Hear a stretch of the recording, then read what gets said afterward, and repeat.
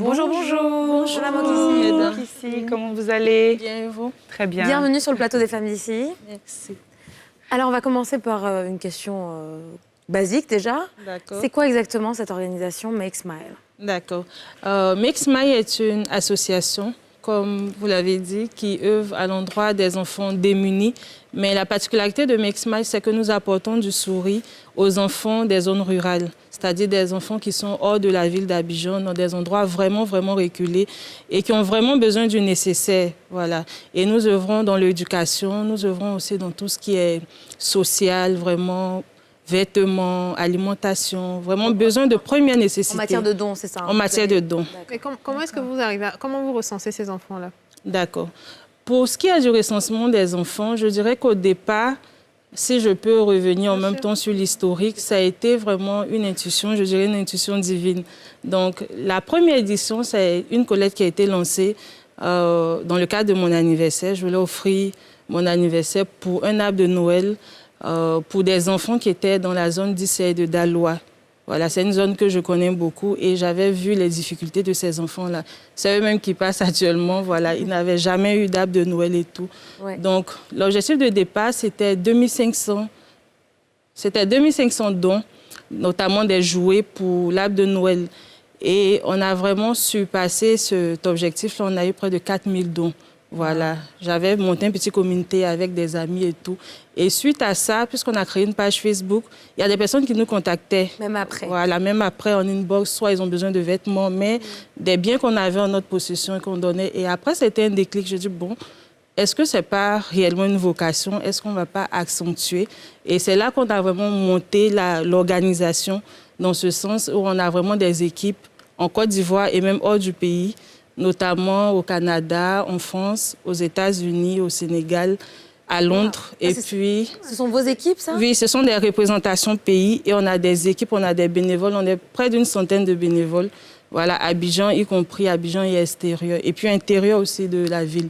Donc, au sein de cette équipe-là, dans le bureau, on a une personne qui est chargée de recenser un peu tout ce qui est orphelinat, centres, qui sont vraiment à l'intérieur et on fait parole de priorité. Et souvent aussi, on choisit en fonction des représentations qu'on a dans ces différentes villes. D'accord. Voilà un peu. C'est quoi une journée type? Quand vous vous réveillez, vous dites, bon, aujourd'hui, il faut que je fasse ça. Et aussi, surtout, par rapport à l'éducation. Quand vous avez parlé d'éducation, comment vous scolarisez ces enfants? Comment ça se passe? D'accord. Donc, on a 3 principales activités. La première activité, c'est la Noël des souris qu'on organise en décembre sur un arbre de Noël. La deuxième activité, c'est la rentrée des souris qui rejoint tout ce qui est rentrée scolaire. Et la troisième activité, c'est un don un souris. Un don un souris, c'est une sorte de SOS lancé à l'endroit des enfants vraiment, vraiment dans le besoin. On l'avait fait pour 2 enfants de la ville de Dabo qui n'avaient pas de vêtements et qui n'avaient pas de quoi payer leur scolarité.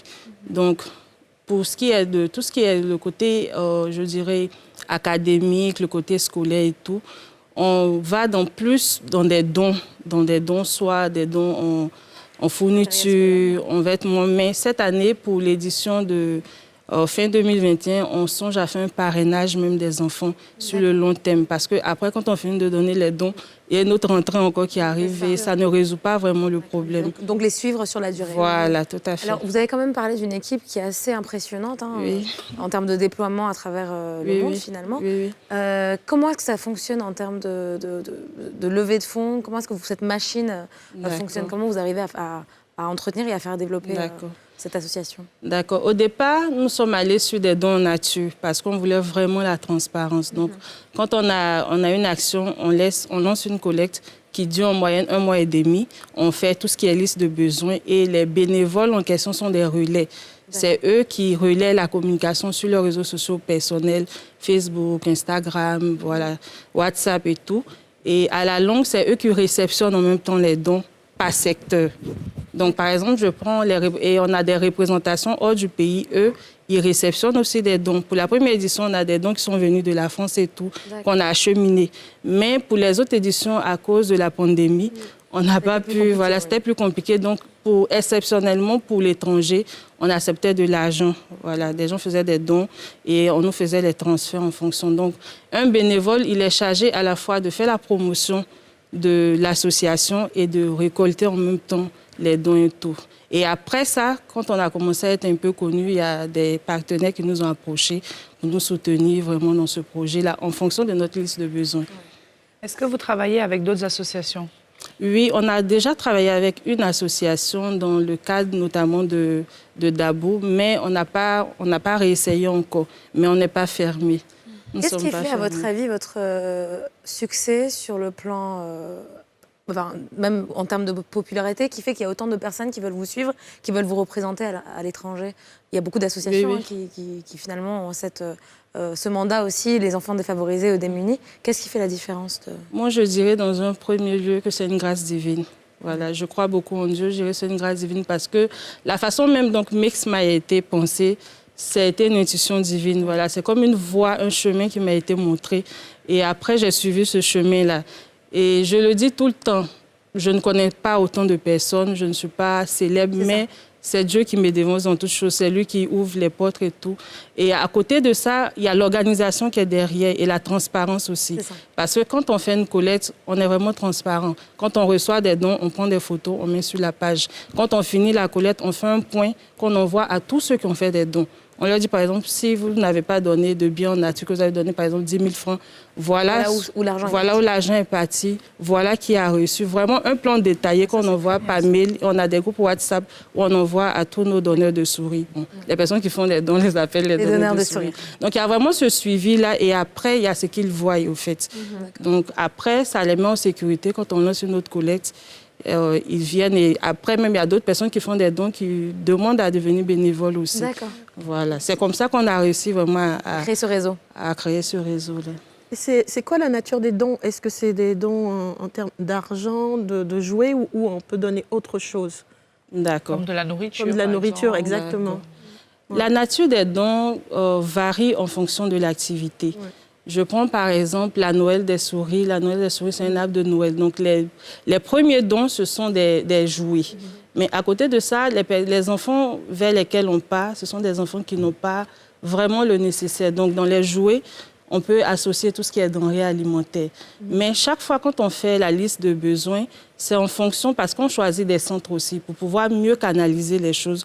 À part l'opération Un don, un souris, où il y a vraiment des enfants dans l'urgence, toutes les autres actions, on choisit soit un orphelinat, soit un centre qui est vraiment reconnu. On a des interlocuteurs, c'est eux qui recensent les besoins des enfants. Et sur la base de la liste qu'ils nous donnent, maintenant, on lance les collectes. Voilà. Là, au moins, on sait que tout ce qu'on donne, ça sert réellement. Ça peut être des vêtements, des... Oui, ça peut être des vêtements, ça peut être du riz, tout ce qui est alimentaire, produits d'entretien. Par exemple, dernièrement, on était à Mans dans une pépinière, une pouponnière plutôt. Et là-bas, on avait d'autres besoins, notamment des couches, du lait, voilà, des produits d'entretien. Parce que les enfants, ils ont entre 0 et 3 ans maximum, sont des enfants abandonnés. Il y a d'autres, leurs parents sont soit, excusez-moi du terme, mais une personne peut-être folle qui a été violée, donc ils ont dû lui arracher son enfant. Il y a d'autres aussi, la mère est morte en couche, donc le papa n'a pas réellement les moyens de s'occuper. Au lieu de jeter l'enfant, il envoie la pouponnière et tout. Est-ce qu'on peut faire des dons spontanés? On n'est pas obligé d'attendre que vous fassiez un appel. On peut, à travers un numéro, on envoie. Oui, et ce serait bien que vous le donniez aussi. Parce que... Le contact téléphonique? C'est le 01 52 88 24 66. Vous pouvez le répéter une dernière fois? 01 52 88 24 66. Merci beaucoup, Mokissi, d'avoir été avec nous. Et puis tout le courage pour la suite et pour Make Smile. Vraiment, c'est une très, très belle initiative, ce que vous faites. Donc, on vous souhaite beaucoup de courage. Surtout, restez avec